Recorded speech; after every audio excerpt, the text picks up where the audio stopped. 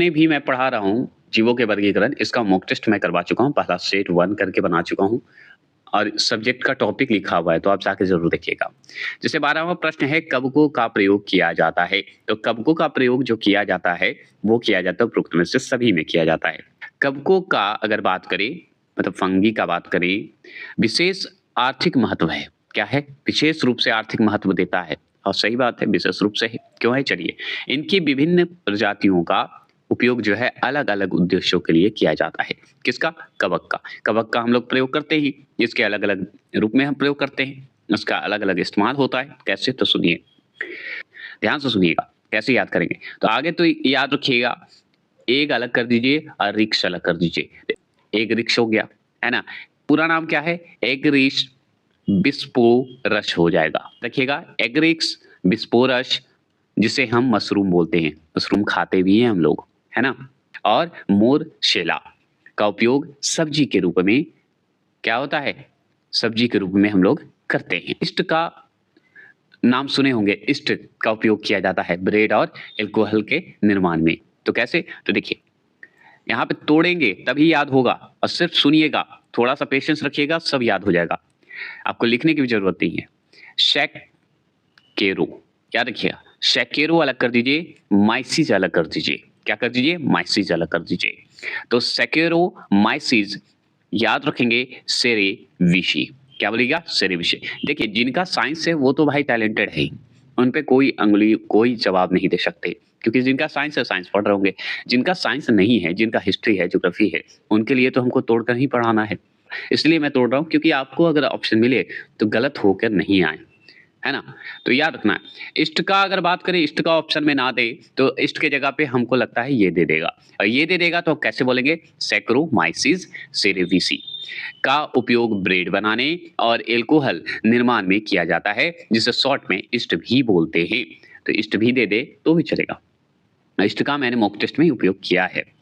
आगे बात करेंगे। इसके अतिरिक्त अगर बात करें तो कुछ कवकों में एंजाइम एवं एंटीबायोटिक्स भी प्राप्त होते हैं। 13वां प्रश्न की बात करें तो लाइकेन के संबंध में असत्य कथन बताना है। तो लाइकेन बहुत बार पढ़े हैं हम लोग, है ना? लाइकेन के बारे में हम लोग बहुत बात पढ़े हैं, तो लाइकेन के बारे में हम पढ़ेंगे असत्य कथन। तो असत्य कथन पढ़ेंगे तो सुनिए, ये मृदा को हानि पहुंचाते हैं। यही तो असत्य कथन है। लाइकेन मृदा को क्यों हानि पहुंचाएगा भाई? है कि नहीं? अब चलिए जानते हैं कि भाई ये सत्य कथन है। हम सत्य कथन कौन-कौन है? तो सत्य कथन तो आगे आप जान गए कि लाइकेन जो है थैलोफाइट प्रकार की वनस्पति है, ये हम जानते हैं। ये जो है लाइकेन जो है कवक तथा शैवालों के सहजीवन का परिणाम है। क्या है? परिणाम है। अनेक औषधियों के निर्माण में इनका प्रयोग होता है। किसका? लाइकेन का। तो बताइए, मृदा के लिए हानि कैसे पहुंचाएगा? है ना? हानि कैसे पहुंचाता है? पहुंचाया कैसेगा? नहीं पहुंचा सकता है। कैसे? तो चलिए जानते हैं। अब सुनिए, लाइकेन जो है थैलोफाइट प्रकार की वनस्पति है। आगे तो सबसे बड़ा सवाल बना कि लाइकेन क्या है? थैलोफाइट प्रकार की वनस्पति है। लाइकेन क्या है? थाइलोफाइट प्रकार की वनस्पति है। तो वनस्पति है ये हम जान गए। क्या है? थाइलोफाइट प्रकार की वनस्पति है लाइकेन, ये हम जान गए। जो कि कवक, कवक मतलब फंगी, तथा शैवालों, शैवालों मतलब एल्गी के मध्य जो है सजीवीय, सजीवीय मतलब सजीवीय क्या है? तो वो हमारा सजीवीय जो है सिम्बायोटिक है। मतलब सजीवीय का इंग्लिश में अगर बोल दे तो सिम्बायोटिक बोल दीजिएगा, सिम्बायोटिक। तो सजीवीय बोल दे या सिम्बायोटिक बोल, ठीक है? इंग्लिश कभी-कभी ऑप्शन में दे देता है, मतलब हिंदी के जगह पे इंग्लिश वाला वर्ड यूज़ करेगा। जैसे कवक के जगह फंग का यूज़ कर देगा, फंगी का यूज़ कर लेगा। शैवाल की जगह पे एल्गी शब्द का इस्तेमाल कर लेगा। तो इसलिए मैं वो वर्ड बोल दे रहा हूँ, जो-जो इम्पोर्टेंट है, फालतू वर्ड को नहीं बोल रहा हूँ। ध्यान रखिएगा, इस मतलब लाइकेन की बात हो रही है। तो इस सहजीवन में जो है कवक मतलब फंगी, शैवालु मतलब एल्गी को जो है जल, खनिज, लवण, विटामिन आदि प्रदान करते हैं। शैवालों को प्रदान करता है, ये जरूर ध्यान रखना है। जबकि अगर बात करें तो शैवाल जो है प्रकाश संश्लेषण के द्वारा कार्बोहाइड्रेट का निर्माण कर कवकों को पोषण प्रदान करता है। देखिए, एक दूसरे के मध्य जो है क्रिया कर रहा है, दोनों एक दूसरे को प्रदान करता है। तो आगे तो सबसे बड़ी बात है कि कवक जो है शैवाल को क्या देता है? जल देता है, खनिज देता है, लवण देता है, विटामिन देता है, आदि प्रदान करता है, मतलब देता है। जबकि अगर शैवाल क्या करता है? शैवाल जो है प्रकाश संश्लेषण के द्वारा कार्बोहाइड्रेट का निर्माण करता है, और निर्माण करके क्या करता है कि कवक को पोषण देता है, मतलब फंगी को खाना देता है। क्लियर हो गए? अब देखिए, जो लाइकेन हम जो पढ़ रहे हैं, यहाँ पे सुनिए, लाइकेन का अगर प्रयोग करते हैं तो मिर्गी के लिए प्रयोग करते हैं, खांसी के लिए प्रयोग करते हैं, पीलिया के लिए प्रयोग करते हैं और डायरिया आदि रोगों की औषधि के निर्माण में जो है प्रयोग करते हैं। लाइकेन का प्रयोग होता है, तो अब से अगर आपसे पूछे कि लाइकेन का प्रयोग कहाँ-कहाँ होता है? औषधि के रूप में करते हैं, तो औषधि के रूप में कहाँ-कहाँ होता है? तो मिर्गी जिसको आता है उसके लिए है, खांसी के लिए है, पीलिया के लिए है और डायरिया जिसको होता है बीमार, उसके लिए होता है और ये काम करता है, ठीक है? अब देखिए, यहाँ पे है कि खाद्य पदार्थ के रूप में भी किया जाता है, तो लाइकेन का प्रयोग जो है खाद्य पदार्थ में भी, मतलब खाने के प्रयोग में भी करते हैं। और जान लीजिए करते हैं, एक बात जान लीजिए, ये मृदा को हानि नहीं पहुँचाते, मतलब मिट्टी को हानि नहीं पहुँचाता, ये क्या करता है? मृदा का निर्माण करने में सहायता करता है। प्रश्न में भी समझेंगे, तो 14 प्रश्न क्या है सुनिए। सवालों के विषय में सत्य कथन की पहचान कीजिए। तो सवालों के विषय में अगर सत्य कथन की बात करें, तो इसमें उपरोक्त में से सभी होगा। क्यों होगा? क्योंकि देखिए, सवालों का अध्ययन हम करते हैं, उसे क्या कहते हैं? फाइकोलॉजी कहते हैं। इसी के अंतर्गत करते हैं, तो ये हमको पता है। अब देखिए, ये तो सही हो गया। अब बी देखते हैं। प्रकाश संश्लेषण के द्वारा क्या है? अपने भोजन का निर्माण करते हैं। ये क्लियर हो गया। और ऊपर हम पढ़े थे, कार्बोहाइड्रेट का भी निर्माण करता है और कवक को मदद भी करता है, कवक का भी करता है, तो ये भी बात सत्य है। विश्व की लगभग 75% ऑक्सीजन शैवालों द्वारा उत्पन्न की जाती है, एकदम 75%, समझ गए? ऑक्सीजन, ये भी सही है। तो अब चलिए जानते हैं आगे। तो शैवाल की जगह पे हो सकता है एल्गी दे दे, ठीक है? एल्गी ऐसे लिखा जाता है, ठीक है? तो शैवाल या एल्गी इंग्लिश में लिखा हुआ है। तो शैवाल पादप जगत के सबसे सरल जीव हैं। क्या है? पादप जगत के, मतलब पौधे जगत के सबसे सरल जीव माने जाते हैं शैवाल, जिनमें पराया क्या होता है? पर्णहरित पाया जाता है। तो आपसे पूछेगा कि पर्णहरित पाए जाते हैं, पर्णहरित मतलब क्लोरोफिल पाए जाते हैं, इसलिए ये प्रकाश संश्लेषण के द्वारा सपोषित होते हैं। शैवाल क्या होते हैं? एल्गी क्या होते हैं? सपोषी होते हैं। शैवाल जो है स्वच्छ जल, समुद्र, आर्द्र मृदा मतलब दलदली क्षेत्र, पेड़ों एवं चट्टान आदियों पर पाए जाते हैं। तो शैवाल जो होते हैं, एल्गी जो होते हैं, जिसे शैवाल को ही एल्गी कहा जाता है इंग्लिश में, अगर हो सकता है शैवाल की जगह पे एल्गी, बार-बार बोल रहा हूँ, ध्यान से सुनिएगा। तो शैवाल जो होते हैं स्वच्छ जल में होते हैं, समुद्र में आपको एल्गी मिलेगा, आपको आर्द्र मृदा पेड़ों में मिलेगा, चट्टानों में आदि में ये पाए जाते हैं। विश्व का लगभग अगर बात करें तो 75% ऑक्सीजन शैवालों द्वारा उत्पन्न की जाती है, मतलब 75% जो ऑक्सीजन है शैवालों द्वारा ही उत्पन्न की जाती है। शैवालों का अध्ययन फाइकोलॉजी के अंतर्गत किया जाता है, ये हम जानते हैं। और ये इतना बार पूछा है कि आपको याद हो गया होगा कि एल्गी फाइकोलॉजी याद रखना है, मतलब शैवालों का अध्ययन फाइकोलॉजी, एल्गी बोले या शैवाल करते हैं। 15वां प्रश्न क्या है कि लाल सागर को यह नाम क्यों दिया गया है? तो लाल सागर को यह नाम क्यों दिया गया है बताइएगा? तो लाल सागर को कौन सा नाम दिया गया है? अगर तो ऑप्शन देखिएगा तभी तो समझ में आएगा। तो ऑप्शन देखेंगे, बी होगा, विशिष्ट शैवालों की उपस्थितियों के कारण जो है लाल सागर नाम दिया गया है। सागर का नाम लाल सागर क्यों पड़ा? क्योंकि उसमें विशिष्ट रूप से शैवाल होते हैं, मतलब एल्गी होते हैं, उपस्थित होने के कारण उसे लाल सागर कहा गया है। अब क्यों कहा गया, चलिए हम जानते हैं और भी डिटेल। तो लाल सागर में याद रखना है, लाल सागर में याद रखिएगा नामक नील हरित शैवाल जो है बहुतायत में पाए जाते हैं। बहुतायत मतलब बहुत मात्रा में, बहुत ज्यादा मात्रा में पाया जाता है नील हरित शैवाल। उसका नाम बताइए कौन सा भाई शैवाल है? तो उस शैवाल का नाम अगर बात करें, आपसे पूछा जाए तो आप बताइएगा क्या? ट्राइको, याद रखेंगे, तोड़ के पढ़ेंगे तभी याद होगा और कभी नहीं भूलिएगा। तो क्या बोलिएगा? ट्राई अलग कर दीजिए, ट्राइको अलग कर दीजिए, ट्राइको डे अलग कर दीजिए, ट्राइकोडे सिमियम, ट्राइकोडेम सिमियम, एरीथ्रीमियम, याद रखिएगा एरीथ्रीमियम। याद हुआ कि नहीं, हम ये जानना चाहते हैं। अगर याद हुआ तो कमेंट बॉक्स में करिए, हम कमेंट बॉक्स में कमेंट को देखते हैं। तो ट्राइकोड सिमियम या एरीथ्रीमियम, क्लियर हो गए? तो एरीथ्रीमियम बोल दीजिएगा। तो ये आपके शैवाल हो। अब बात करते हैं कि जब ये शैवाल, कौन शैवाल? एरीथ्रीमियम की बात हो रही है। ट्राइकोडे सिमियम जो है, एरीथ्रीम जो शैवाल है, ये शैवाल जो है याद रखिएगा मृत हो जाते हैं। क्या हो जाते हैं? मृत हो जाते हैं, मतलब मर जाते हैं, डेड हो जाता है। तो सागर का सामान्य नीला हरा जल लाल भूरा प्रतीत होता है। जब देखिए, जब जिंदा है तो भाई नील हरित है, अगर ये मृत हो जाता है, मर जाता है, डेड हो जाता है, तो क्या हो जाता है कि वो भूरा हो जाता है, लाल जैसा हो जाएगा, भूरा जैसा प्रतीत होने लगता है। इसी के कारण लाल सागर को यह विशिष्ट नाम प्रदान किया जाता है। 16वां प्रश्न क्या है कि पादप जगत के वर्ग हैं। तो पादप जगत के वर्ग जो हैं वो इसका आंसर अगर बात करें कि क्या होगा इस 4 ऑप्शन में, तो चारों ऑप्शन इसका सही होगा, क्योंकि पादप जगत के वर्ग की बात हो रही है, प्लांट किंगडम की बात हो रही है। ठीक है, प्लांट किंगडम की बात हो रही है जिसमें आपको थ्रायोफाइटस थ्रायोफाइटस या थ्रायोफाइटा बोल दीजिए, ब्रायोफाइटा और ट्रैकियोफाइटा, ये सभी होंगे सही आंसर। देखिए, जीवों के आधुनिक वैज्ञानिक वर्गीकरण के अनुसार, जीवों के आधुनिक वैज्ञानिक वर्गीकरण के अनुसार वे सभी, कौन सभी, सभी जो पादप जगत हैं वो सभी बहुकोशिकीय जीव जिनकी कोशिकाओं के केंद्रक उपस्थित होता है। किसका?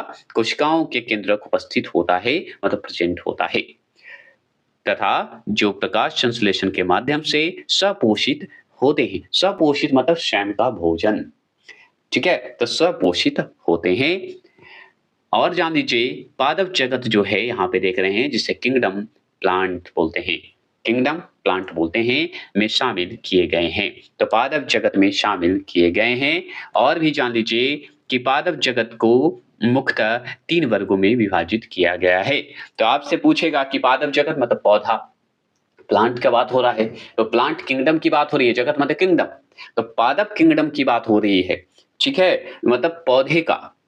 पादप जगत का कितने वर्ग में बांटे गए हैं? 3 वर्गों में बांटे गए हैं। कौन कौन बांटा गया है? तो पहला है थ्लायोफाइटा, पहला क्या है?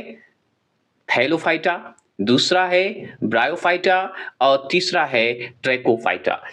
तो 17वां प्रश्न जो हम पढ़े 3 वर्गों में विभाजित जो है, उसका पहला हम पढ़ने जा रहे हैं 17वां क्वेश्चन में। 17वां क्वेश्चन में क्या पढ़ने जा रहे हैं सुनिए, थैलोफाइटा के बारे में पढ़ रहे हैं। तो थैलोफाइटा संघ के अंतर्गत शामिल नहीं है। तो थैलोफाइटा संघ के अंतर्गत शामिल नहीं है, तो थैलोफाइटा के अंतर्गत कौन शामिल नहीं है? तो ये ऑप्शन नंबर सी जो देख रहे हैं यही तो शामिल नहीं है। सी नंबर देख रहे हैं, सफेद गनम, यही जो है आपका शामिल नहीं है कि थैलोफाइटा जो है पादप जगत का एक संघ है, फाइला है, जिसके अंतर्गत सबसे सरल पादप शामिल किए जाते हैं। सबसे सरल पादप मतलब पौधा, पौधे हों, बड़े पौधे हों, पादप मतलब पौधा, पौधा जो है शामिल किए जाते हैं। इन पौधों का अगर शरीर की बात करें तो शरीर का जो है जड़ कहिए, तना कहिए तथा पत्तियों में विभाजित न होकर थैल्स के रूप में जो है होता है। तो कैसे रूप में होता है? थैल्स के रूप में। इन पादपों में संवहन ऊतकों, ठीक है, इन पादपों में संवहन ऊतकों का भी अभाव होता है। किसका होता है? संवहन ऊतकों का भी अभाव होता है। अभाव मतलब कमी होता है।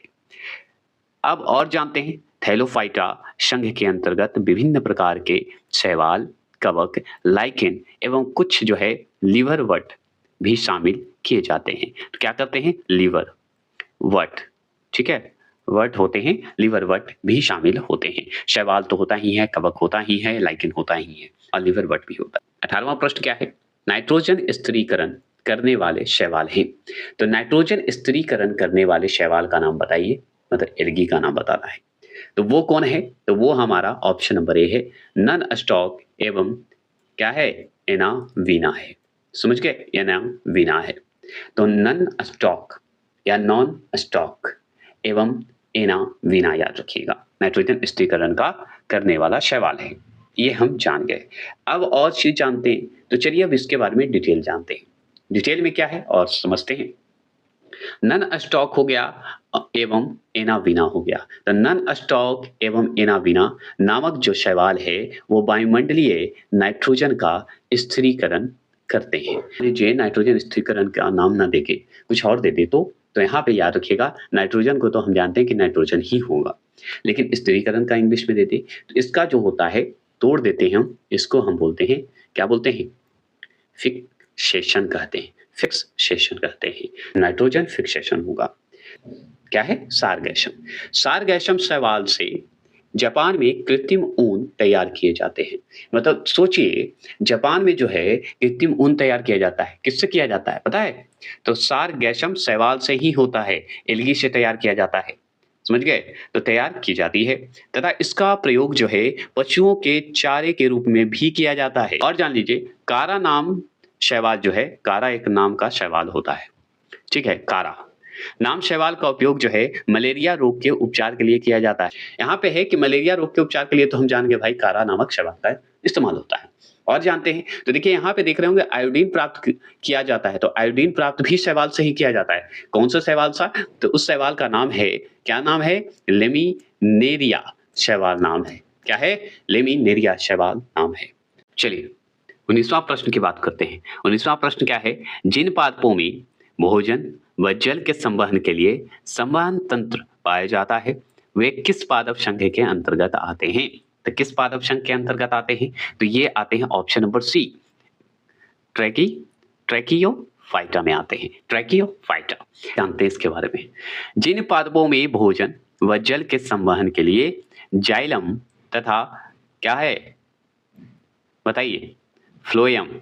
ठीक है, तो और सुन लीजिए, बढ़िया से सुनिए। जिन पादपों में भोजन व जल के संवहन के लिए जाइलम, फ्लोएम नामक संवहन ऊतक, मतलब संवहनीय ऊतक, मतलब वास्क्यूलर, क्या बोलते हैं? वास्क्यूलर टिश्यूज पाए जाते हैं, उसे ट्रैकियोफाइटा कहा जाता है या ट्रैकियोफाइटा नामक पादप संघ के अंतर्गत रखा जाता है। जाइलम, फ्लोएम, ठीक है, नामक जो है संवहनीय ऊतक पाए जाते हैं। अब बात करते हैं ट्रैकियोफाइटा संघ को 3 वर्गों में विभाजित किया गया है। तो ट्रैकियोफाइटा को ही 3 भाग में बांटा गया है, जैसे ऊपर हमको पढ़े थे थैलोफाइटा को, उसी तरह ट्रैकियोफाइटा को भी 3 वर्गों में बांटा गया है, 3 वर्गों में विभाजित किया गया है, जिसमें टेरियोफाइटा के नाम से जाना जाता है, जिसे पी लगा के बोला जाता है, लेकिन उच्चारण टेरियोफाइटा ही होता है। एक हो गया। दूसरा देखिए अनावृतीय बीज। अनावृतीय बीज, अनावृतीय बीज मतलब जिम्नोस्पर्म बोला जाता है। जिम्नोस्पर्म जो कि हम पढ़े हैं, मॉक टेस्ट स्पेशल इसका करवाया हूं मैं। और एक होता है आवृत बीज, जिसे एंजियोस्पर्म बोला जाता है। तो अनावृत बीज जिसे जिम्नोस्पर्म बोलते हैं इंग्लिश में, और आवृत बीज जिसे एंजियोस्पर्म बोलते हैं। एंजियो लग जाएगा, में जिम्नोस्पर्म हो जाएगा। ठीक है, ये जरूर ध्यान रखना है। आप प्रश्न सुनिए। टेरिडोफाइटा पादप वर्ग के विषय में सत्य कथन है। पादप वर्ग के विषय में सत्य कथन है, तो इस ऑप्शन के हिसाब से आपको सत्य कथन बताना है। तो टेरिडोफाइटा पादप वर्ग के विषय में सत्य कथन आपसे पूछ रहा है, तो विषय में सत्य कथन पूछ रहा है, तो आप बताइए। तो सत्य कथन जो है ऑप्शन नंबर डी है, उपरोक्त में से सभी होगा। ये बीज रहित पादप होते हैं, बीज इसमें नहीं होते हैं, बीज रहित होते हैं, मुक्त होते हैं। इनमें बीजाणुओं द्वारा प्रजनन होता है। इसमें किसमें? टेरिडोफाइटा में बीजाणुओं द्वारा ही प्रजनन होगा, ये भी जान लीजिए। आगे बात करते हैं, इनका शरीर जड़, तना, पत्तियां में विभाजित रहते हैं। टेरिडोफाइटा वर्ग के पादपों में उपयुक्त सभी विशेषताएं पाई जाती है, जो कि हम 4 ऑप्शन में देखें, 4 ऑप्शन सही है। पादप जो है, कौन पादप? टेरिडोफाइटा पादप की बात हो रही है। नमी वाले स्थानों पर पाए जाते हैं, जहां पे नमी होगा ना वहां पे ही पाए जाएंगे। इनमें जो है संवहन तंत्र, संवहन तंत्र मतलब जाइलम एवं फ्लोएम उत्तक टिश्यू पाए जाते हैं। जाइलम देख रहे हैं और फ्लोएम देख रहे हैं, वो संवहन उत्तक के ही अंतर्गत आते हैं। पुष्प और बीज का निर्माण नहीं होता है। और ये टेरिडोफाइटा जो है, इसमें, इस पादप में पुष्प नहीं होंगे, बीज नहीं होंगे, बीज का निर्माण नहीं होगा, इसलिए बीज रहित है। इसलिए टेरिडोफाइटा को वैस्कुलर क्रिप्टोगैम्स तथा विकसित बीज रहित पादप कहा जाता है। देखिए 21 क्वेश्चन नंबर, संघ पोरीफेरा। पोरीफेरा मतलब आइलम पोरीफेरा। ठीक है, तो संघ पोरीफेरा के जीवों की विशेषता नहीं है। तो विशेषता नहीं है, कौन सी विशेषता नहीं है? इस 4 ऑप्शन के हिसाब से आपको जवाब देना है। तो संघ पोरीफेरा में या संघ पोरीफेरा के जीवों की विशेषता नहीं है, ऑप्शन के हिसाब से जवाब देना है। तो याद रखना है, ये जो है एक कोशिकीय होते हैं, यही गलत होते हैं, एक कोशिकीय नहीं होते, और यही सत्य होगा क्योंकि नहीं पूछ रहा है। नहीं तो इसमें नाल तंत्र पाए जाते हैं, एकदम पाए जाते हैं। फाइलम जो पोरीफेरा है, जो संघ जिसे बोल रहे हैं, उसमें नाल तंत्र पाए जाते हैं। चलिए ये डिटेल खुद देगा, हम क्यों दें। तो सुनिए, संघ पोरीफेरा के जीव अत्यंत साधारण बहुकोशिकीय जीव है। क्या है? बहुकोशिकीय, एक कोशिकीय नहीं, बहुकोशिकीय। तो आगे तो ये क्लियर हो गया, अत्यंत साधारण है ये, जिसमें क्या होता है, नाल तंत्र, कैनल सिस्टम, नाल तंत्र, कैनल सिस्टम ऐसे याद करिएगा, पाया जाता है किसमें, शंख पोरीफेरा में, जिससे इनके पूरे शरीर में जल प्रवाहित होता है। ये ए मतलब शंख पोरीफेरा को याद रखिएगा, ठीक है। तो शंख पोरीफेरा अलैंगिक तथा लैंगिक दोनों प्रकार से प्रजनन करते हैं। अलैंगिक भी बोल सकते हैं, अलैंगिक भी बोल दीजिए, कोई दिक्कत नहीं, तथा लैंगिक दोनों प्रकार से प्रजनन करते हैं। कौन, शंख पोरीफेरा के जीव। जैसे में और पढ़ लेते हैं इसके प्रमुख जो जीव हैं कौन कौन है, तो देखिए शाइकॉन जो है इस संघ के प्रमुख जीव हैं, याद रखना है, सबसे इंपॉर्टेंट है। एक और है जिसे स्पॉन्जिला कहते हैं, स्पॉन्जिला हो गया। चलिए आगे चलते हैं।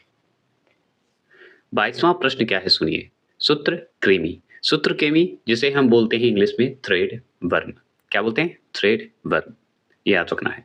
तो सूत्रकृमि किस संघ से संबंधित है, तो सूत्रकृमि अगर पूछे कि किस संघ से संबंधित हैं तो हम बताएंगे ऑप्शन नंबर बी।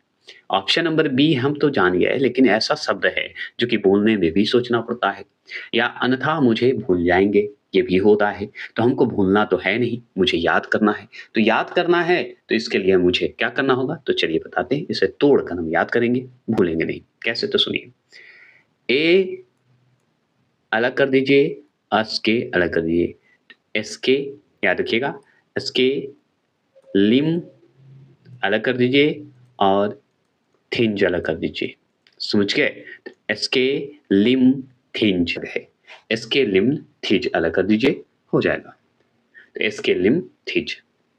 तो देखिए, सूत्रकृमि अथवा गोलकृमि, सूत्रकृमि बोलिए या इसी को गोलकृमि बोल दीजिए। गोलकृमि स्क्लेमीथिज अथवा क्या है, स्क्लेमीथिज कह दीजिए, या निमेटोडा, ठीक है, निमेटोडा संघ के अंतर्गत आते हैं।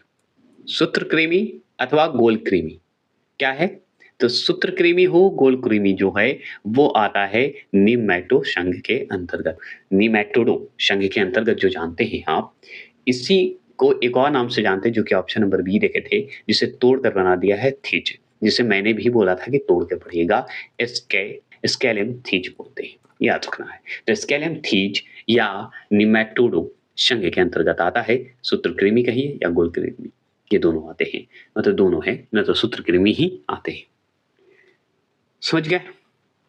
इनका शरीर, किनका शरीर, सूत्रकृमि का शरीर पतले धागे के समान बेलनाकार होता है। क्या होता है, बेलनाकार होता है, जो दोनों सिरों पर नुकीले होते हैं, आगे से भी पीछे से भी नुकीला होता है। स्पष्ट शब्द में ठेठ भाषा में मैंने समझाया।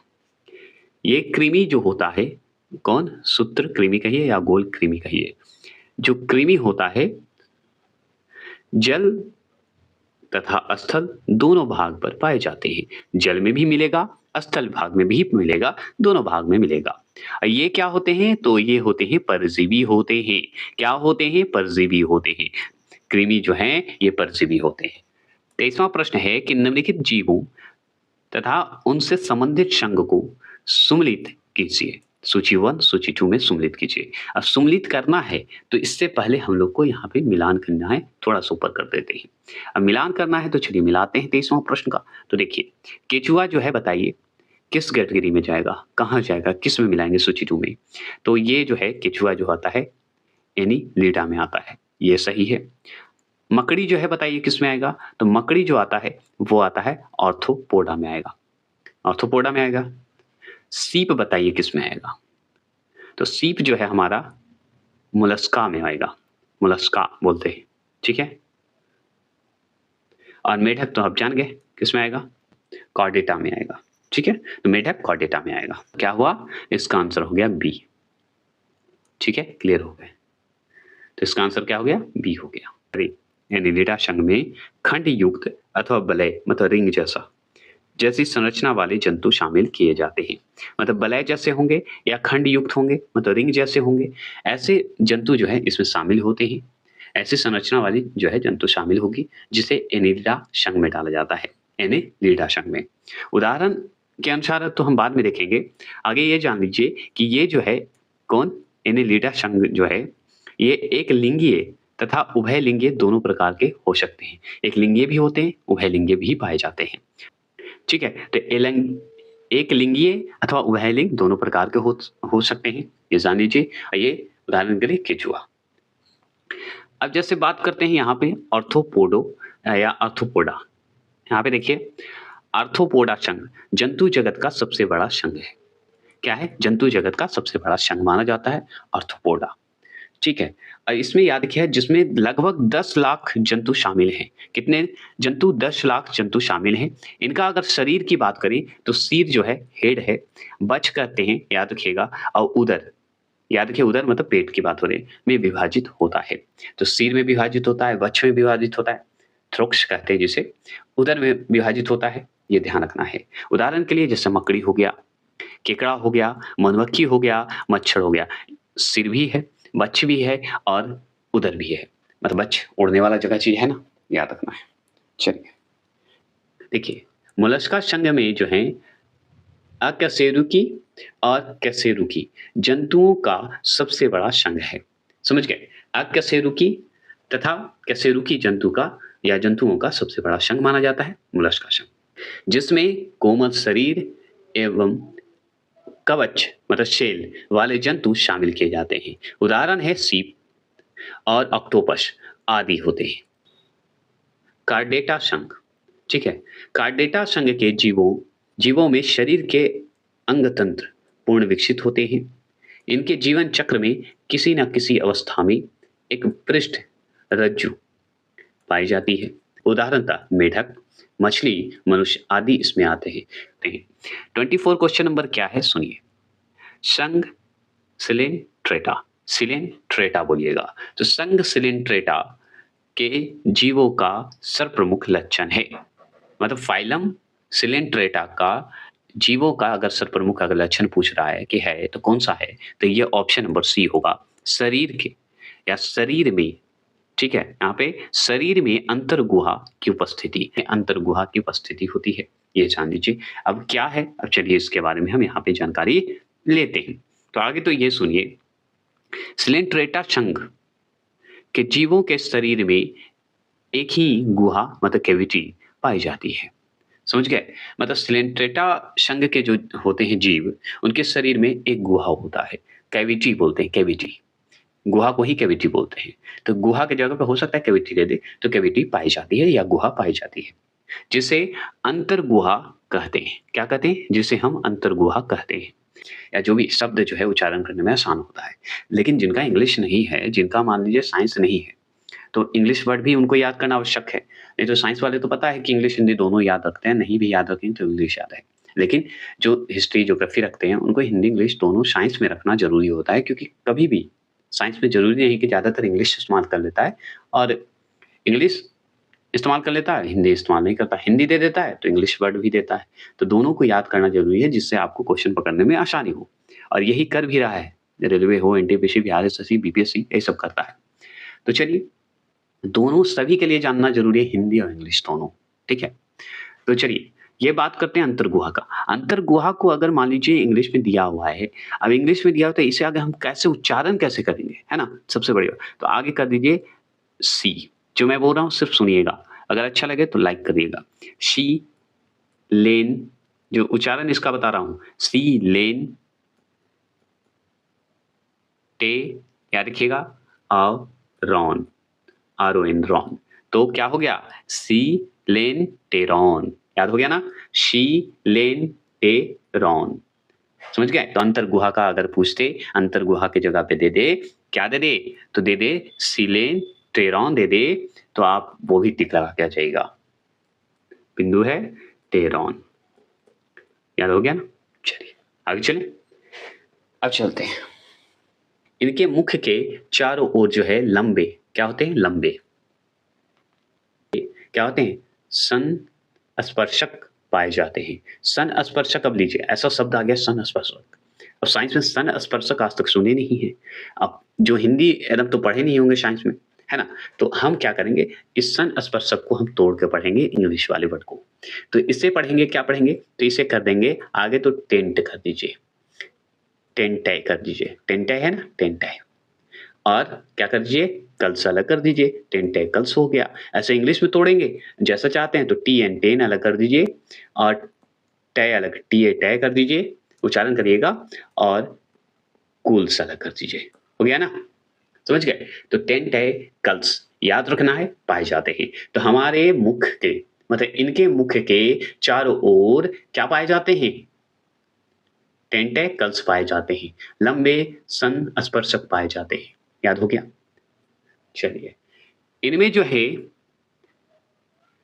अब देखिए, इनमें जो है मस्तिष्क, शीर, श्वसन तंत्र, उत्सर्जन तंत्र, परिसंचरण तंत्र का अभाव होता है। उदाहरण में अगर जाना जाए तो सिंट्रेटा संघ के अगर जीव की बात करें तो हाइड्रा का नाम सुने होंगे, जिसमें न शीर होता है, न सांस लेने का होता है, न परिसंचरण तंत्र होता है, तो भी हाइड्रा जीवित रहता है। सोचिए क्यों? तो हाइड्रा हो गया समुद्रीय एनीमोन, एनीमोन, ठीक है, एनीमोन आदि जो हैं, ये 5 क्वेश्चन नंबर में है, हम ध्यान से सुनेंगे। तो इसे पढ़ते हैं अकशेरुकी तथा कशेरुकी नामक 2 वर्गों में विभाजित है। तो 2 वर्गों में विभाजित है, संघ का डेटा में आएगा। समझ गए? संघ का डेटा में आता है, ऑप्शन नंबर बी सही होगा। अब इसके बारे में चलिए हम जानते हैं। तो देखिए, कार्ड डेटा संघ में अगर बात करें, कार्ड डेटा भी बोल सकते हैं, कार्ड डेटा भी बोल सकते हैं। तो कार्ड डेटा संघ में शामिल जंतुओं को केसरुकी दंड, मतलब बैकबोन की उपस्थिति के आधार पर 2 वर्गों में विभाजित किया जाता है। ठीक है?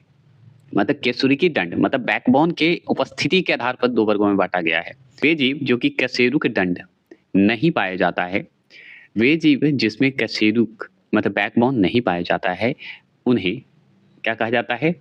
अकशेरुकी, तथा जिसमें कशेरुकी दंड पाया जाता है, मतलब बैकबोन पाया जाता है, उन्हें कशेरुकी कहा जाता है।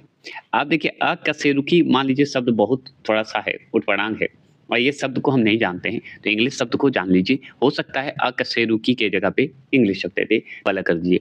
कैसे याद करिएगा? प्रोटोकोर, याद रखिएगा, प्रोटोकोर डेट्स अलग कर दीजिएगा। ठीक है? तो प्रोटोकोर डेट्स जो है अकशेरुकी का इंग्लिश शब्द है, मतलब बैकबोन नहीं होता है। कशेरुकी जो दंड है वो बैकबोन नहीं होता है। और ये जो होता है, इसे हम पढ़ते हैं वटीर, वटीर ब्रेस्ट पढ़ते हैं, वटीर ब्रेस्ट पढ़ते हैं। क्या है 26 क्वेश्चन नंबर? अनित, ठीक है, अनित तापी जंतुओं की श्रेणी में आते हैं। तो अनित तापी जंतुओं के श्रेणी में जिसे कोल्ड ब्लडेड एनिमल कहा जाता है। क्या कहा जाता है? Cold blooded animals. और ये किस श्रेणी में आते हैं? तो ये आते हैं उपरोक्त में से सभी, मतलब उभयचर में भी, मत्स्य में भी और सरीसृप मतलब रेंगने वाले में भी। क्लियर? अब चलिए जानते हैं। ऐसे जंतु जो वातावरण के ताप के अनुसार अपने शरीर का ताप नियंत्रित कर लेते हैं। तो ताप के, अगर मान लीजिए वातावरण का जो तापमान है उसके अनुसार अपना शरीर का नियंत्रित कर लेते हैं, वो सारे जंतु आते हैं कोल्ड ब्लडेड एनिमल्स होते हैं, कहलाते हैं, या अनियत तापी जंतु कहते हैं या कहलाते हैं। क्लियर हो गए? और बात करते हैं इसके अंतर्गत, किसके अंतर्गत? कोल्ड ब्लडेड एनिमल्स के अंतर्गत मत्स्य आते हैं, मत्स्य मतलब मछली आ जाते हैं, उभयचर आ जाते हैं, सरीसृप आ जाते हैं। याद रखिएगा, तो आपका मत्स्य हो गया, उभयचर हो गया, सरीसृप है, जितने भी वर्गों को क्या किया गया है? शामिल किया गया है। सभी जितने भी जंतु हैं उसे शामिल किया जाता है। याद रखिएगा, किसमें? कोल्ड ब्लडेड एनिमल्स में शामिल किया जाता है। इतना जान गए।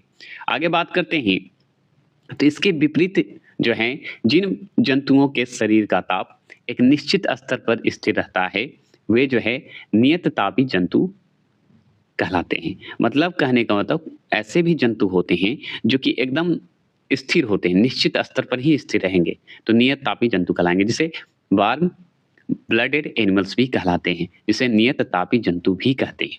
याद रखिएगा, ठीक है? नियत तापी जंतुओं के अंतर्गत अगर बात करें तो पक्षी आएगा, स्तनधारी वर्ग को भी शामिल किया गया है। तो नियत तापी जंतु में पक्षी आएंगे, स्तनधारी आएंगे, ये सब जो है आते हैं, इसे वर्ग में शामिल किया जाता है। 27 क्वेश्चन नंबर है कि मछली का क्या है? बताशय, मतलब एयर ब्लडर किस रूप में कार्य करता है? ठीक है, मछली का जो बताशय है, जिससे सांस वाली बात है, किस रूप में कार्य करता है? तो ये करता है आपका ऑप्शन नंबर सी, सहायक श्वसन अंग एवं द्रव एस्थेटिक अंग दोनों के रूप में काम करता है, दोनों रूप में काम करता है। क्योंकि देखिए यहाँ पे तो मछली का बताशय एक सहायक श्वसन अंग है तथा द्रव एस्थेटिक अंग होता है जिसे हाइड्रोस्टैटिक ऑर्गन भी कहते हैं, दोनों रूप में कार्य करता है। ठीक है, मछली का इसे एयर ब्लैडर भी कहते हैं या स्विंग ब्लैडर भी कहते हैं। यह मछलियों की क्या होती है, देह गुहा, बॉडी कैविटी, जिसे देह गुहा कहते हैं, बॉडी कैविटी में स्थित होता है। याद रखिएगा, जिनमें वायु मतलब ऑक्सीजन भरी रहती है। सोचिए, इसमें वायु भरी रहती है, ऑक्सीजन भरी रहती है। और बात करते हैं, इसके कारण जो है मछलियां बिना डूबे अथवा सतह पर आए बिना जल में एक निश्चित गहराई पर बनी रहती। देखिए 28 क्वेश्चन नंबर है कि पक्षी और चमगादड़ दोनों उड़ने में सक्षम होते हैं। पक्षी और चमगादड़ जो है दोनों उड़ने में सक्षम होते हैं, फिर भी चमगादड़ जो है पक्षियों से भिन्न है। क्यों है पक्षियों से भिन्न? तो इसका कारण है ये जो ऑप्शन नंबर बी है, मध्यपट, डायफ्राम भी बोल सकते हैं। ठीक है, तो डायफ्राम के कारण होता है, मध्यपट के कारण होता है। फिर ये हम जानते हैं। तो सुनिए, पक्षी और चमगादड़ दोनों ही शारीरिक संरचना में अंतर होता है। मतलब पक्षी और चमगादड़ दोनों की अगर शारीरिक संरचना की बात करेंगे हम लोग, तो दोनों में क्या होता है, अंतर होता है शारीरिक संरचना के रूप में, पक्षी और चमगादड़ दोनों की। ठीक है, ये हम जान गए। और सुनिए, चमगादड़ों में जो है मनुष्य की तरह मध्यपट पाया जाता है। मध्यपट मतलब डायफ्राम पाया जाता है। क्या पाया जाता है? डायफ्राम पाया जाता है। ये जरूर ध्यान रखिए, इंग्लिश में मध्यपट का इंग्लिश में नाम है डायफ्राम। जबकि पक्षियों में इसके स्थान पर वायुकोश मतलब एयर सैक्स पाया जाता है। ठीक है, वायु है, हवा वाला है, तो एयर सैक्स पाया जाता है, इंग्लिश में बोला जाता है इसे। इसके अतिरिक्त चमगादड़ बच्चों को जन्म देता है। सोचिए, ये स्तनधारी के रूप में आ जाता है, बच्चों को जन्म देता है। और पक्षी जो है अंडे को जन्म देता है, मतलब अंडे देते हैं। क्लियर हो गए? 29 क्वेश्चन नंबर है कि भारत के राष्ट्रीय पशु का वैज्ञानिक नाम क्या है? तो भारत के राष्ट्रीय पशु का अगर वैज्ञानिक नाम आपसे पूछे तो ऑप्शन नंबर बी लगा दीजिएगा, पैंथेरा टाइग्रिस है, टाइग्रिस। ठीक है, टाइग्रिस है ऑप्शन नंबर बी। भारत का राष्ट्रीय पशु बाघ, जो कि टाइगर जिसे कहते हैं, जिसका वैज्ञानिक नाम होता है पैंथेरा टाइग्रिस। अब बाघ का वैज्ञानिक नाम क्या है? तो पैंथेरा टाइग्रिस, याद रखना है। भारत के राष्ट्रीय पशु के रूप में यह भारत की जो है वन्यजीव संपदा का प्रतीक है। क्या है? वन्यजीव संपदा का प्रतीक माना जाता है। विश्व के लगभग 2/3 बाघ भारत में पाए जाते हैं। 2/3 बाघ जो है भारत में पाए जाते हैं। बाघों के संरक्षण के लिए वर्ष 1973 में 1973 में प्रोजेक्ट टाइगर प्रारंभ किया गया था। क्या किया गया था? प्रोजेक्ट टाइगर प्रारंभ किया गया था। वर्ष जो है 2022 की गणना है, रिपोर्ट 2023 के अनुसार भी आता है। अनुसार भारत की अगर बाघ पूछे तो 36-82 बाघ बता दीजिएगा, 36-82 टाइगर बता दीजिएगा। देखिए 30वां प्रश्न क्या है, शीत ऋतु में पशुओं के प्रसूति काल को क्या कहते हैं? तो शीत ऋतु में पशुओं के अगर प्रसूति होते हैं उस काल को क्या कहा जाता है? तो उस काल को कहा जाता है हाइबरनेशन कहा जाता है। हाइबरनेशन मतलब शीत निद्रा कहा जाता है। अब शीत निद्रा क्या है, अब चलिए जानते हैं। तो सुनिए, यहाँ पे जान लीजिए कि शीत ऋतु में बहुत से पशुओं की जो है शारीरिक क्रियाओं होती है या शारीरिक क्रिया जो होती है कि दर तथा तापमान कम हो जाता है। शीत ऋतु में बहुत से पशु जो होते हैं उनकी शारीरिक क्रिया जो होती है वो दर के अनुसार क्या होता है, या तापमान कम हो जाता है, उसका दर कम हो जाता है, दर होता है तथा तापमान कम हो जाता है, ये जान लीजिएगा। समझ गए? और उनमें निष्क्रियता आ जाती है। अब यहाँ पे अगर हम बात करें शारीरिक क्रिया में तो उपापचय आता है और श्वसन आता है। सामान्यतः अगर देखा जाए तो वे लंबे समय तक एक ही स्थान पर पड़े रहते हैं। कि यह स्थिति जो है, जो शीत ऋतु में जो पशु का अगर बात करें, तापमान का कम होना या उपापचय या श्वसन आदि का दर को कम होना और लंबे समय तक एक ही स्थान पर रहना, तो इस स्थिति को कहा जाता है शीत निष्क्रियता कहते हैं या प्रसुप्ति काल भी कहा जाता है या शीत निद्रा भी कहा जाता है और शीत निद्रा को ही हाइबरनेशन भी कहा जाता है। तो इसी को कहलाती है शीत निद्रा कहलाता है। शीत निष्क्रियता में जाने से पहले ये पशु जो है समान मात्रा से अधिक भोजन ग्रहण करना प्रारंभ करते हैं। जब अगर मान लीजिए शीत ऋतु है अब आराम करने के लिए जाएँगे, तो उससे पहले अधिक मात्रा में भोजन कर लीजिएगा ना, तो कर लेते हैं। वो वाली बात है। तथा एक सुरक्षित स्थान की खोज करते हैं, जहाँ वे अवधि में जो है सुरक्षित रह सकें और लंबे अवधि तक जाके सुतर रहेंगे। अधिक मात्रा में भोजन कर लेंगे और जाके सो जाएँगे, है कि नहीं? अब जब तक शीत खत्म नहीं होगा भाई, कम थोड़ा होगा तभी तो निकलेगा। 31 क्वेश्चन नंबर है कि सबसे बड़ा एक कोशिकीय जीव है। तो सबसे बड़ा एक कोशिकीय जीव जो है, वो कौन-सा है? कि सबसे बड़ा एक कोशिकीय जीव, तो ऑप्शन नंबर बी टिक लगा दीजिएगा। क्या लगाइएगा? टिक लगा के लिखिएगा कोलेरपा। कोलेरपा टैक्सीफोलिया। तोड़ के मैंने बोल दिया ना, कोलेरपा टैक्सीफोलिया। दोनों ढंग में मैंने बोल दिया। याद हुआ? चलिए अब इसके बारे में जानते हैं, तो सुनिए। कोलेरपा टैक्सीफोलिया। कोलेरपा बोल दीजिए, कालेरपा बोल दीजिए। आपको याद करने से मतलब होनी चाहिए। तो कोलेरपा टैक्सीफोलिया सबसे बड़ा एक कोशिकीय जीव है। यह जो है हरे शैवाल की एक प्रजाति होती है, मतलब एल्गी का एक प्रजाति होता है, हरा, ग्रीन का, ठीक है? जो कि 6 से 12 इंच तक वृद्धि कर सकती है। तो 6 से 12 इंच तक ही वृद्धि करता है। 32 क्वेश्चन नंबर है कि जल में तैरने वाले पक्षियों में क्या विशेषता होती है? तो जाल युक्त पैर होता है। क्या होता है? जाल युक्त पैर होता है। अब चलिए जानते हैं। तो जल में तैरने वाली पक्षियों में जाल युक्त पैर, याद रखिए जाल युक्त पैर होते हैं। इनकी अंगुलियों या इनकी अंगुलियां एक जाल द्वारा परस्पर जुड़ी हुई होती है। अब पक्षी का अगर पैर देखिएगा, जो पानी में तैरते हैं, उनका देखिए एकदम सटा रहेगा, एक जाल जैसा सटा रहेगा एक दूसरे से अंगुली, है ना? देखे होंगे। अब बत्तख का देखिए ना जाके, मिलेगा आपको। इनकी सहायता से ये पक्षी जो हैं जल को पीछे की ओर धकेलते हैं, मतलब आसानी से तैरते हैं। जल में तैरने वाले पक्षियों में जो है बत्तख, जिसका नाम मैंने बताया, वाटर रेल है, एक पक्षी है, आदि प्रमुख पक्षी पाए जाते हैं जो कि पानी में आराम से तैर सकते हैं। 33वां प्रश्न की अगर हम बात करें तो निम्नलिखित में से कौन सा सर्प जो है विष रहित है? सर्प जो है विष रहित मतलब जहर नहीं है। तो आप उनका नाम जानते हैं अजगर। अजगर जो है विष रहित नहीं है, वो निगल जाएगा, बचा लेगा। उसमें काटता उठता नहीं है, वो खा ही जाता है। समझ गए? जिसे पैंथन बोलते हैं, पैंथन। तो अजगर को ही पैंथन बोला जाता है।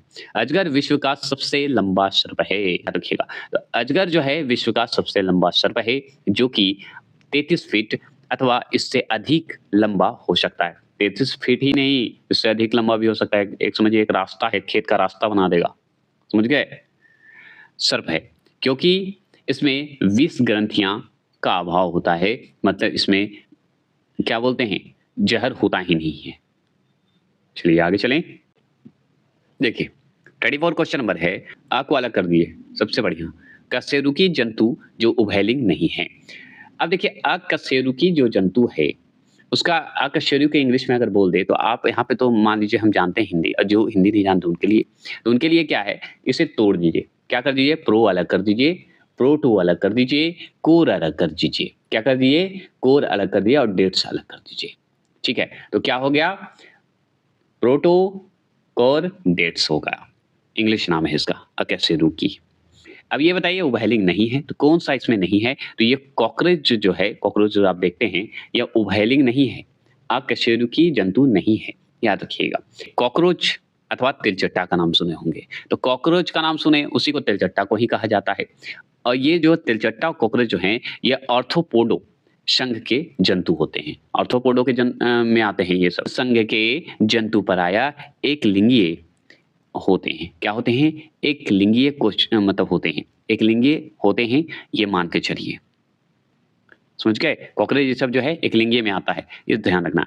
इनका शरीर अगर बात करें, त्रिस्तरीय संरचना, जैसे सिर, वक्ष, उदर विभाजित होता है। इनके जीवन चक्र की प्रारंभिक अवस्था जो है लार्वा अवस्था होता है। इनकी अगर जीवन चक्र की अगर बात करें और प्रारंभिक अवस्था बोलें तो लार्वा अवस्था माना जाता है कॉकरोच का। बाद में ये विकसित होकर जो है वयस्कों में परिवर्तित हो जाते हैं, फिर अडल्ट हो जाते हैं और बड़ा हो जाते हैं। 35 क्वेश्चन नंबर है कि कॉड निम्न में से किसकी प्रजाति है? कॉड जो होता है निम्न में से किसकी प्रजाति होती है, बताइएगा। तो ये जो है मछली की प्रजाति मानी जाती है। और मछली की प्रजाति मानी जाती है तो चलिए जानते हैं।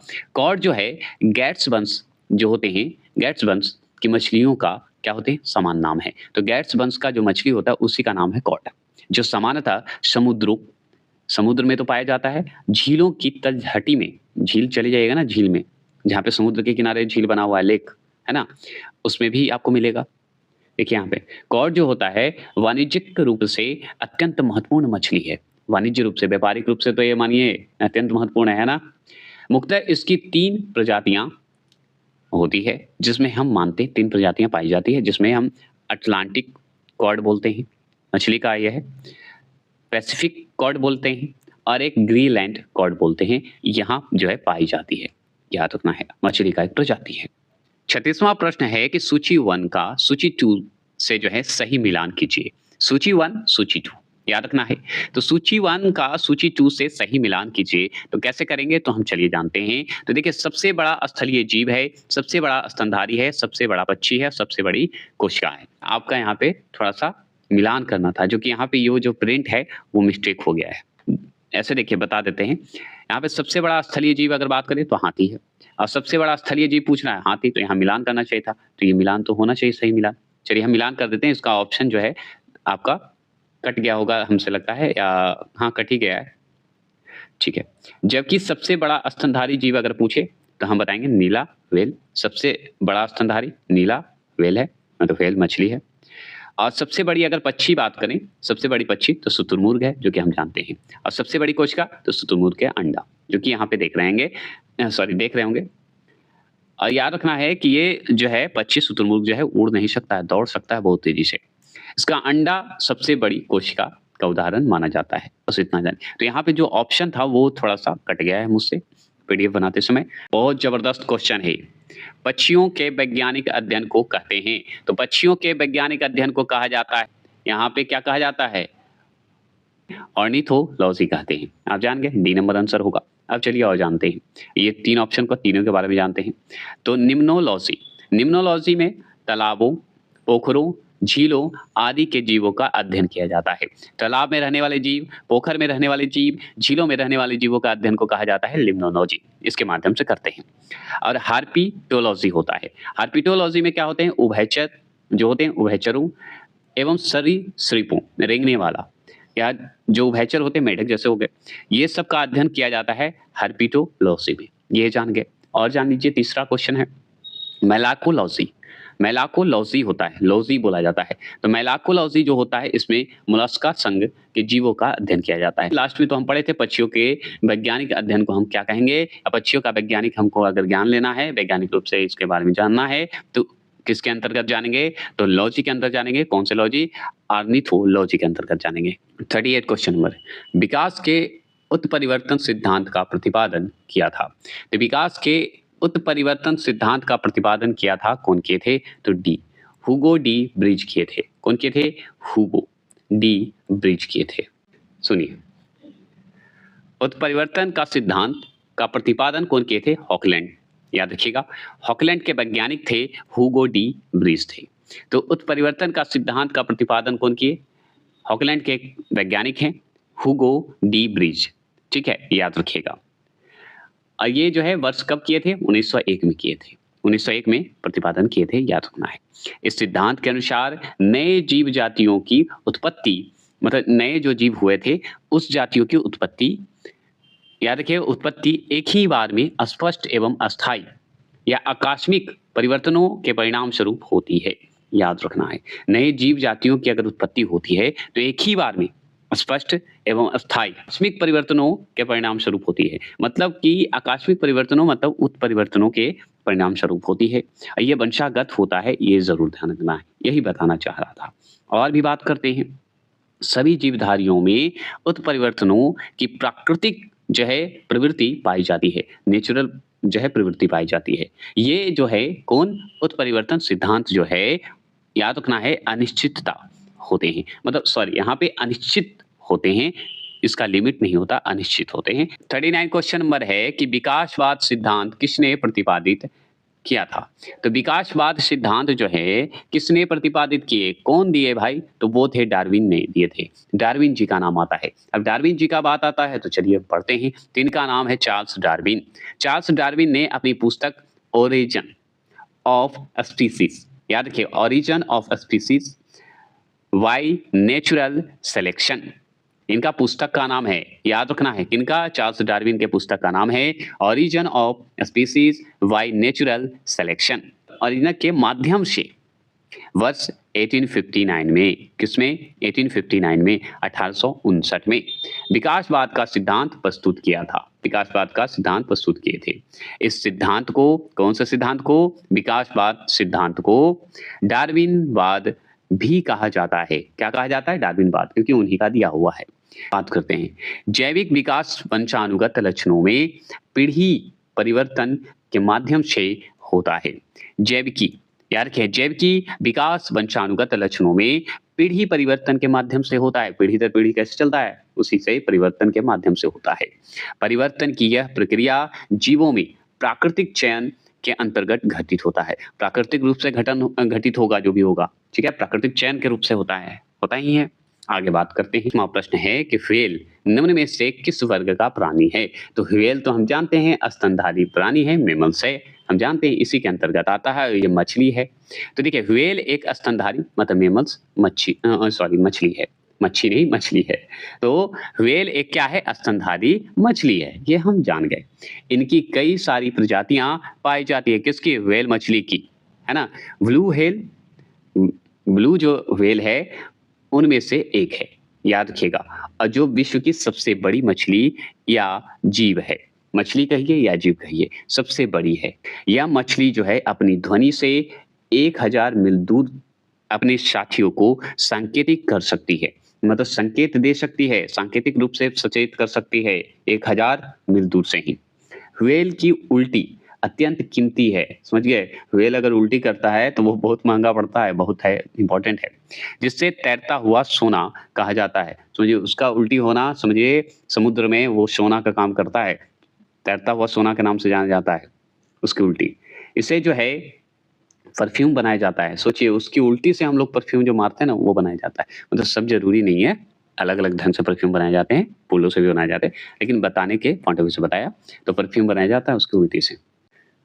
41 क्वेश्चन नंबर है कि निम्न में से कौन सा स्तनपायी है। कौन स्तनपायी है भाई, तो स्तनपायी व्हेल है, जो कि स्तनधारी कहिए या स्तनपायी कहिए, है ना, मेमल्स कहिए। तो व्हेल जो है समुद्रों में रहने वाला एक स्तनधारी जीव है, जिसे जीव वर्गीकरण में सीटेशिया के संघ में रखा जाता है। किसमें, तो सीटेशिया के संघ में रखा जाता है। किसको, व्हेल्स, मछली को, जीव को। व्हेल्स का आकार जो है मछली जैसा होता है, परंतु यह मत्स्य की श्रेणी में नहीं आता, ये मछली की श्रेणी में नहीं आता, ये ध्यान रखिएगा, आकार मछली जैसा है। चलिए 42 क्वेश्चन नंबर है कि निम्नलिखित में से कौन सा जीव जो है सीधे तौर पर बच्चे को जन्म ना देकर अंडा देता है। वो कौन है, तो वो जो है ऑप्शन नंबर ए है, एकिडना। अब चलिए जानते हैं। अब देखिए एकिडना जो है, एकिडना को एकिडना भी बोला जाता है। देखिए एकिडना एक स्तनधारी जीव है, सोचिए स्तनधारी जीव है लेकिन अंडा देता है, बच्चा नहीं, जो कि मोनोट्रम संघ से संबंध रखता है। कौन से संघ में है, तो मोनोट्रम संघ से संबंधित रखता है, स्तनधारी जीव है एकिडना, याद रखिएगा। इसकी प्रमुख विशेषता है कि अंडा देना है, इसकी स्तनधारी होते हुए भी ये अंडा देता है, जबकि स्तनधारी वर्ग के अन्य प्राणी बच्चों को जन्म देते हैं, ये हम भी जानते हैं। एकिडना बोलिए, एकिडना बोलिए। मुख्यतः ऑस्ट्रेलिया और न्यू गिनी में पाया जाता है। तो ऑस्ट्रेलिया में तो कंगारू भी पाए जाते हैं, न्यू गिनी में भी आपको एकिडना पाया जाएगा। इसे जो है स्पाइनी, क्या कहते हैं, स्पाइनी एंटीटर, क्या कहते हैं, एंटीटर कहिए, ठीक है, स्पाइनी एंटीटर भी कहा जाता है। एक वयस्क मादा एकिडना सामान्यतः 1 वर्ष में एक बार ही अंडा देती है, समझ गए। तो एक वयस्क मादा जो है एकिडना सामान्यतः जो है क्या करता है, 1 वर्ष में एक ही बार अंडा देता है। 43वां प्रश्न है कि शार्क मछली में कितनी हड्डियां होती है। तो शार्क मछली में कितनी हड्डियां होती है, तो 0 हड्डियां होती है। शार्क में कोई हड्डी नहीं होता भाई, समझ गए। अब चलिए जानते हैं। तो देखिए शार्क मछली जो है कार्डेटा संघ का प्रमुख प्राणी है। कार्डेटा संघ का जो है प्रमुख प्राणी माना जाता है, कौन, आपका शार्क, है ना, ये आप जानते हैं। अब सुन लीजिए, इसमें कोई हड्डी नहीं पाई जाती है, शार्क मछली में कोई हड्डी नहीं पाया जाता है। इसका बाह्य कंकाल सल्कों के रूप में होता है, जानते हैं। अंतः कंकाल की अगर बात करें तो हम बोनी या आप इसे इंग्लिश में कार्टिलेज बोल सकते हैं, कार्टिलेज के बना होता है, ये जान लीजिए। हिंदी में क्या है, स्थिमिया बोल सकते हैं या अस्थिल बोल सकते हैं, अस्थिल बोल सकते हैं। ठीक है, ये आप जान गए। आगे बात करते हैं, तो इसमें जो है लगभग 3000 दांतें पाई जाती है। कितने दांत पाए जाते हैं? 3000 दांतें पाई जाती हैं। यह मांसाहारी प्राणी है। सोचिए, शार्क जो है मांसाहारी प्राणी है, बच के रहिएगा मिला तो। मादा शार्क जो है पूर्ण विकसित बच्चों को जन्म देती है। मादा जो शार्क होती है वो तो बच्चे को जन्म देती है, पूर्ण विकसित बच्चे को जन्म देती है, ये ध्यान रखना है। इसका हृदय जो है 4 कोष्ठीय होता है, किसका? शार्क का। इसके जो होते हैं क्या होते हैं? आरबीसी मतलब लाल रक्त कणिकाओं में जो है केंद्रक अनुपस्थित होते हैं। इसमें लाल रक्त आरबीसी जो है, आरबीसी में जो है केंद्रक अनुपस्थित होते हैं। ये पूर्ण विकसित बच्चे को जन्म देती है शार्क। 44 क्वेश्चन नंबर क्या है कि निम्नलिखित में से कौन सा पक्षी वर्ग जो है उड़ने वाली जीवों में नहीं आता है? तो उड़ने वाली जीवों में हम जानते हैं चमगादड़ नहीं आता है। ऑप्शन के हिसाब से तो भाई चमगादड़ ही होगा, क्योंकि भाई स्तनधारी है, ये हम जानते हैं। और ये भी उड़ने वाली पक्षियों में नहीं आएगा, पक्षी में नहीं रखा जाता इसे, हम जानते हैं, अभी जस्ट अभी पढ़े थे। तो ये ऑप्शन के हिसाब से हम काट देंगे और सही भी है। कौवा, तोता, चील सभी पक्षी वर्ग में आते हैं, लेकिन चमगादड़ पक्षी वर्ग में नहीं आता है, ये आप जानते हैं, हम लोग पढ़े हैं। जबकि चमगादड़ जो है उड़ने की क्षमता रखते हुए भी स्तनधारी वर्ग में आता है, ना कि आपको पक्षी में रखा जाता है चमगादड़ को, समझ गए? उड़ता तो है लेकिन स्तनधारी में आता है, इसलिए ये पक्षी में नहीं रखा जाता है। चमगादड़ के पास स्तन ग्रंथियां होती है।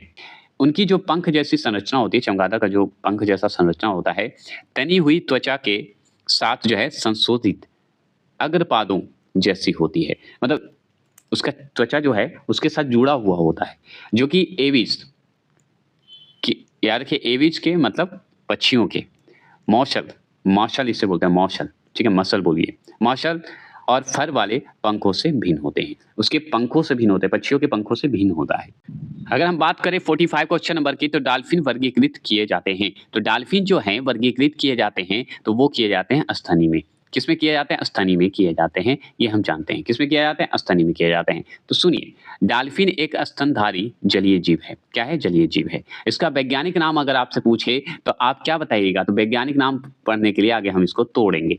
प्लेटी अलग कर दीजिए, प्लेटिनिस्ट अलग कर दीजिए। तो प्लेटिनिस्ट, अब इसे भी तोड़ दीजिए, गैंगा टीका, याद रखिएगा गैंगा टीका। तो प्लेटिनिस्ट गैंगा टीका है वैज्ञानिक नाम किसका? डॉल्फिन का। डॉल्फिन एक स्तनधारी जलीय जीव है, हम जानते हैं। डॉल्फिन का वैज्ञानिक नाम है प्लेटिनिस्टा, याद रखिएगा। क्या नाम है इसका वैज्ञानिक नाम? तो इसका नाम है प्लेटिनिस्टा गैंगा टीका नाम है, याद रखिएगा, तोड़ के पढ़े।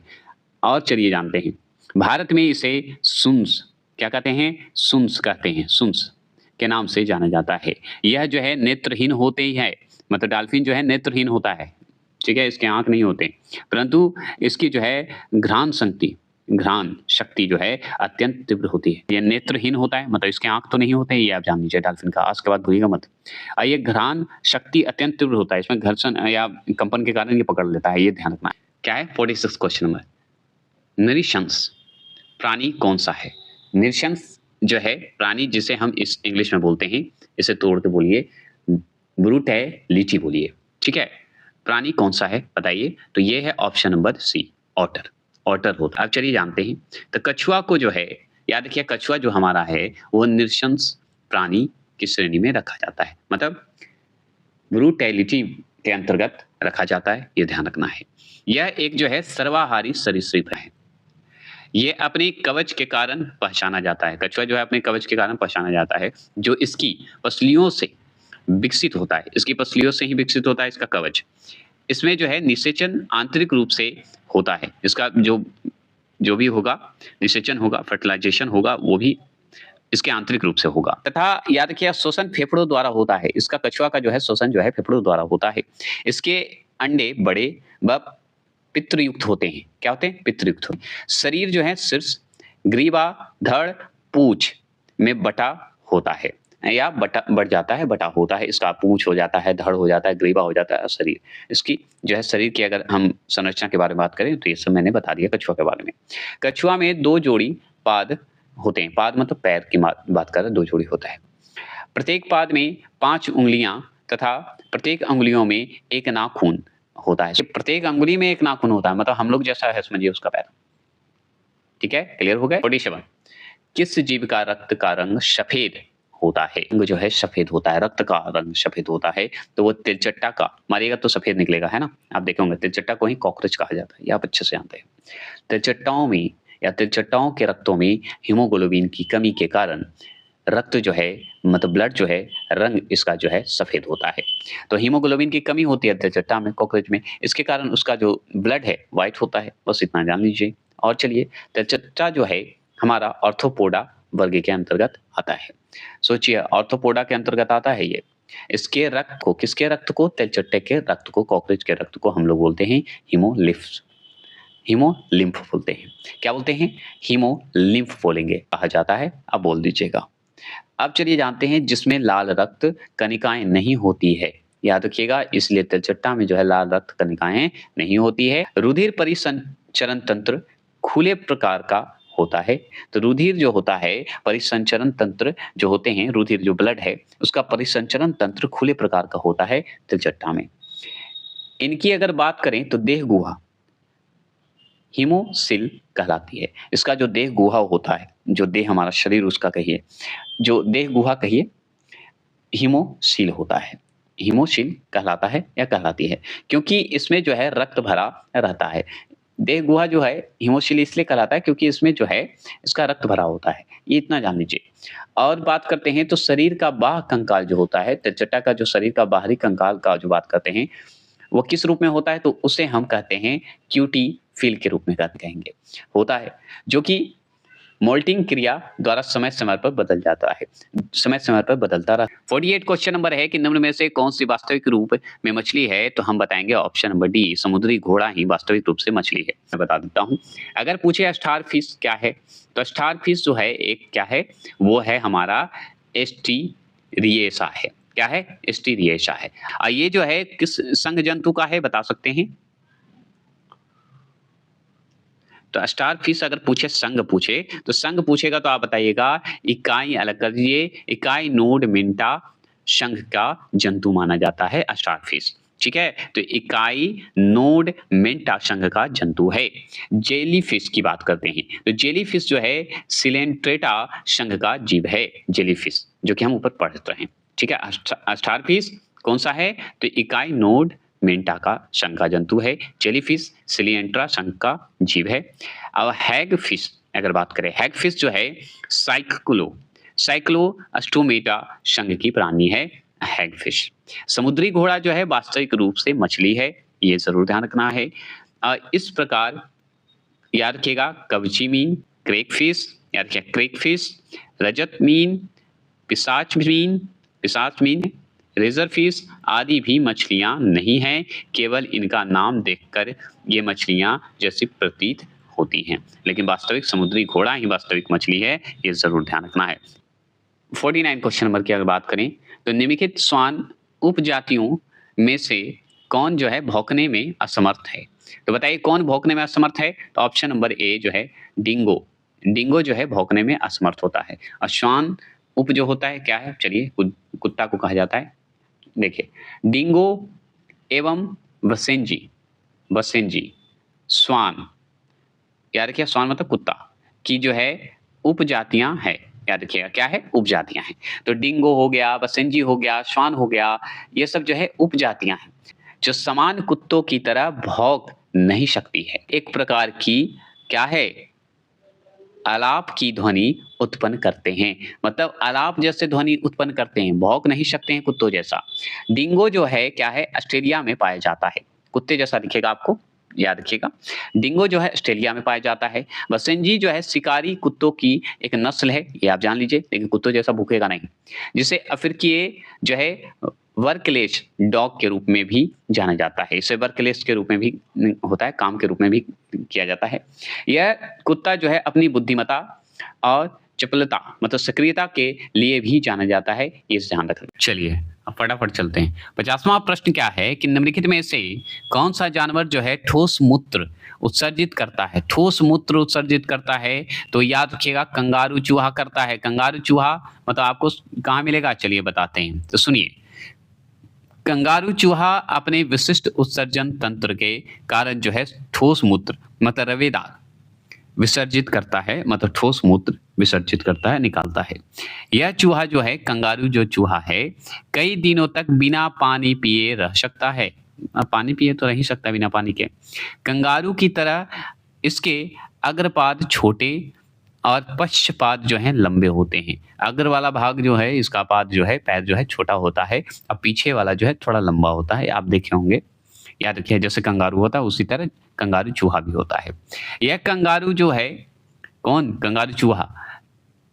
याद रखिएगा, कंगारू की तरह, कंगारू चूहा कंगारू की तरह खड़ा होता है, कंगारू की तरह ही खड़ा होता है तथा उसकी तरह उछलने, मतलब उछलता कितना है, 9 फीट तक उछलता है, के कारण जो है इसका नाम कंगारू चूहा पड़ गया।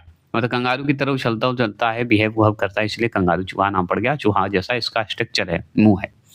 सामान्यतः यह चूहा जो है उत्तरी अमेरिका में पाया जाता है। कहाँ पाया जाता है कंगारू चूहा? तो यह उत्तरी अमेरिका में पाया जाता है। कंगारू चूहा को जो है जंगल में जीवन काल लगभग 2 वर्ष होते हैं। तो कंगारू चूहा का अगर पूछे जंगल में जीवन काल पूछे तो 2 वर्ष बताइएगा, 2 वर्ष से ज्यादा ये नहीं रहता है। यह चूहा जो है 1 वर्ष में लगभग कितना, 1000 से 1200 बच्चों तक को जन्म देता है। सोचिए, मतलब 2 वर्ष में ये 1000 से 1200 बच्चे जन्म देकर मर जाता है। 51 क्वेश्चन नंबर है कि निम्न को सम्मिलित कीजिए। निम्न को सम्मिलित करना है तो चलिए देखिए, प्रकंद हो गया, स्तंभ कंद हो गया, शल्क कंद हो गया और घन कंद हो गया। अब बताइए ये क्या है? तो मिलान करना है। तो प्रकंद को हम अगर मिलाना चाहेंगे तो प्रकंद का जो है क्या होगा, प्रकंद का हो जाएगा अदरक। क्या हो जाएगा? अदरक, जिसमें 3 आएगा। तो ए वाला तो गलत हो गया, चलिए हटाइए। बताऊं, स्तंभ कंद जो है चौथे नंबर पे आ जाएगा, तो जिसमें 4 है ये हो गया, तो ये भी खत्म हो गया। अब शल्क कंद की बात करेंगे तो शल्क कंद आ जाएगा 1 में, तो ये आपका सी नंबर सही हो जाएगा, ये है, समझ गए। और ये घन कंद है तो घन कंद आ जाएगा आपका जिमी कंद सूरन में आ जाएगा, ये लहसुन होता है शल्क कंद। क्लियर हो गया कि कीटभक्षी पौधे किस मिट्टी में उगते हैं, उसमें किसकी कमी होती है। तो कीटभक्षी पौधे जो होते हैं किस मिट्टी में उगते हैं और उनमें किसकी कमी होती है, बता सकते हैं? तो हम बताएंगे सी, नाइट्रोजन की कमी होती है। किसकी कमी होती है? नाइट्रोजन की कमी होती है। नाम सुनिएगा, नेपेंथीज और ड्रोसेरा, याद क्या, ड्रोसेरा यूट्रिकुलेरिया जैसे पौधों की पत्तियां रूपांतरित होकर विशेष प्रकार की रचनाएं बनाती है, जिनकी सहायता से ये कीटों तथा बहुत छोटे जंतुओं को पकड़ लेते हैं। ये जो आप देख रहे हैं नाइट्रोजन जो आप पढ़े, ये सब जो पढ़े, आप एक बात जान लीजिए कि ये पौधों की पत्तियां रूपांतरित होकर विशेष रूप जो है रूप से रचना कर लेती है, विशेष प्रकार की रचना कर लेती है। नेफंथीस है, ड्रोसेरा है और यूटिकुरेलिया, ये सब पौधे जो हैं क्या करते हैं, कीटों को क्या करते हैं, पकड़ लेते हैं। और इन कीटों को बचाकर वे उसमें क्या करते हैं, नाइट्रोजन प्राप्त करते हैं। नेपेंथीस को कलश पादप पिचर प्लांट कहते हैं। यूट्रिकुलेरिया को जलीय पौधा कहा जाता है। समझिए, ये सब कीट खाता है। देखिए 53 है और अंतिम प्रश्न है साइंस का, ये जीवों का वर्गीकरण। फिर नेक्स्ट आएंगे हम लोग कोशिका, जिसे सेल। इसमें भी बहुत लंबा क्वेश्चन है। सूची 1 को सूची 2 से सम्मिलित करके सही कूट का चुनाव कीजिए। और सूची 1 सूची 2 में बांटा गया है, बताइए। तो पत्ता गोभी बताइए। तो पत्ता गोभी की अगर बात करें तो ये पत्ती है, पत्ता गोभी पत्ती है। क्या ये बात है? सही है। यहाँ पे पुष्प रहता तो पुष्प लगा देते। पत्ता गोभी पत्ती हम खाते हैं उसका, पत्ता गोभी का, ठीक है। फूल गोभी होता तो अलग हो जाता, उसका पुष्प खाते हैं, पत्ता गोभी का पत्ते खाते हैं। आलू की बात करें तो आलू का क्या खाएंगे हम, आलू क्या खाएंगे, किस कैटेगरी में करेंगे? देखिए ये और ये सही होगा, सी और डी गलत है। अब आलू क्या है, आलू हमारा क्या हो जाएगा? तो आलू हमारा हो जाएगा तना, हो जाएगा, एकदम सही बात है। तना में ही आएगा तो ये भी गलत, बी आंसर हो जाएगा आपका सही, है ना। चलिए जानते हैं कैसे। तो देखिए अभी मिलान करते हैं। पत्ता गोभी पत्ती हो जाएगा, आलू का कौन सा भाग खाएंगे, तना का भाग खाते हैं। गाजर जड़ का भाग खाते हैं। और शिमला मिर्च जो है फल का जो है खाते हैं। क्या खाते हैं? शिमला मिर्च फल हो गया, फल के रूप में हुआ ना, शिमला मिर्च लटका रहता है। क्लियर हो गया। तो ये हो गया आपके क्लियर आंसर, ये हो गया जीवों का वर्गीकरण। और इसी तरह छोटे छोटे पार्ट आपको कंटिन्यू आएंगे। आप इसी तरह लाइक करें, सब्सक्राइब करें, फॉलो करते रहें और ननी अकेडमी को सपोर्ट करते रहें। अगर नोटिफिकेशन नहीं जा रहा है तो प्लीज कमेंट बॉक्स में कमेंट करिएगा, मेरे डिस्क्रिप्शन में लिंक दिया रहेगा। और जल्द से जल्द मैं और वीडियो बनाकर आपको अपलोड कर दूंगा। और जल्द से जल्द थोड़ा सा यूट्यूब पे प्रोसेस कर रहा हूँ, इसलिए वीडियो आने में लेट हो रहा है, और फिर से कंटिन्यू रहेगा।